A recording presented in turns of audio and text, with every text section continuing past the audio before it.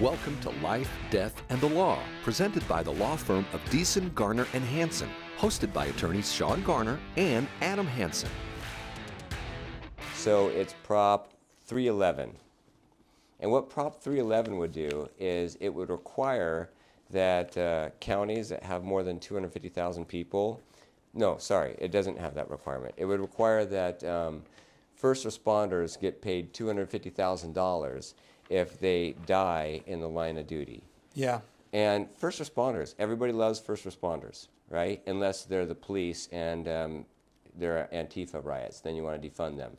But most of the time, first responders, firefighters, ambulance or paramedics, police officers, they're the ones that protect us and help keep our children safe. So we want to make sure that they get the benefits that they need to continue doing that.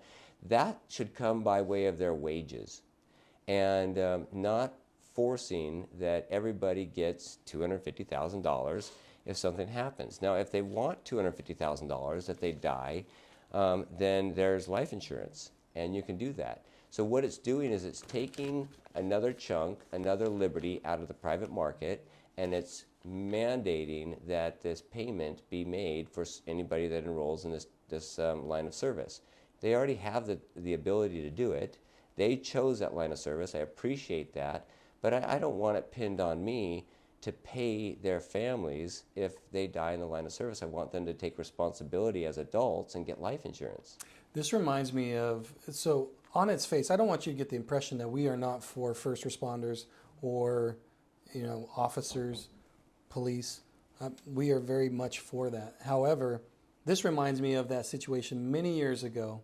Remember Davy Crockett? Yes, in Tennessee? I just listened to that the other day. Yes. So tell the story.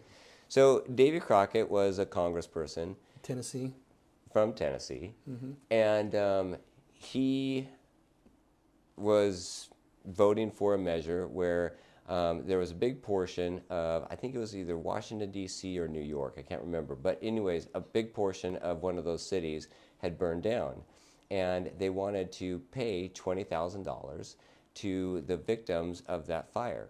And Davy Crockett said, yeah, okay, let's vote for it. And so he voted for it, and then when he was running for re-election, he was back in his home district in Tennessee, and he asked for the support of a voter, and the individual said, no, absolutely not.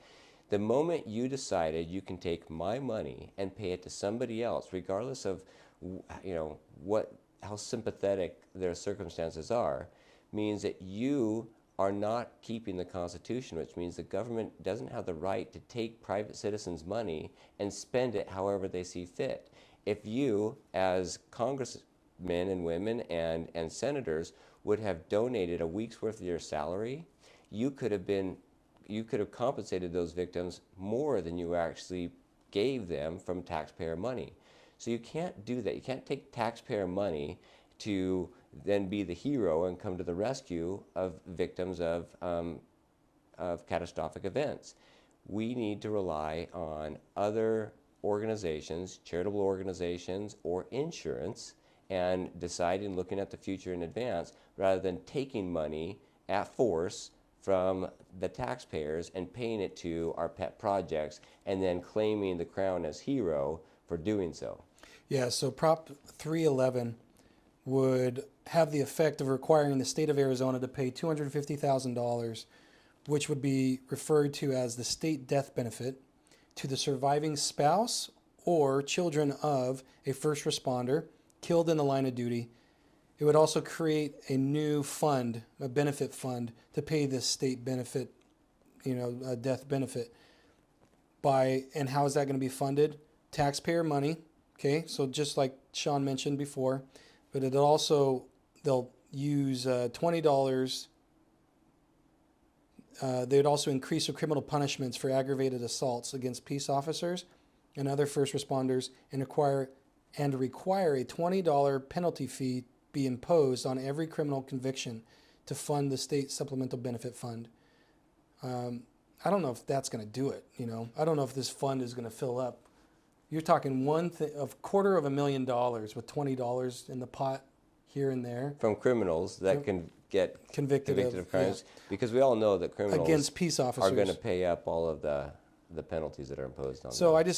as I read through this one, my heart would go out to those victims. But like Sean said, you've got remedies in place. We don't need more remedies. Take my money or your money, your tax money, and then funnel it this other way in the name of charity. There are other mechanisms to get that done. And having even read through the whole thing, when I was reading about this new fund, my first question is, well, how are they going to pay for that? It's going to be my money, number one. Number two, they say, well, we're going to create this fund.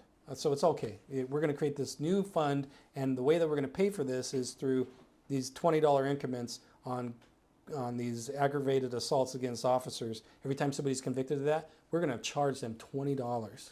Yeah. You know, and that's going to fill this pot up with I $250,000. yeah. I'm like, that's unfeasible. So if that's not going to fill it up, how is it going to be filled up? Well, it's going to be made up from you and I, and that's something I just don't agree with. Yeah. Why would we allow the government to control more money for a fund that it already exists out there in the private market? I don't see any reason for it. So vote no on that. That's Proposition 311. If you have questions or want to know more about something that was discussed today, please call the law firm of Deason, Garner, and Hansen at 928-783-4575 or visit yumaestateplanning.com.